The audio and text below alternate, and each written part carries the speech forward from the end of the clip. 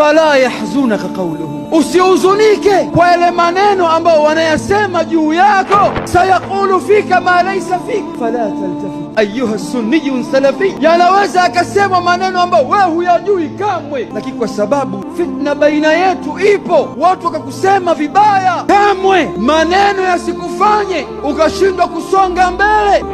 Wataazza biman sabaku, wewe Muislamu jifunze, pata izza, utukufu kwa wale walokutangulia wewe. Wahum khairu mink, ni bora kushinda wewe.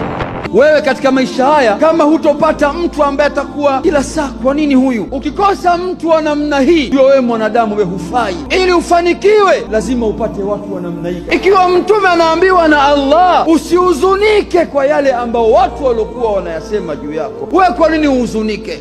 Kwamba kamwe usikubali kabisa kugeuka kusikiliza maneno ya watu ambao wanaokusema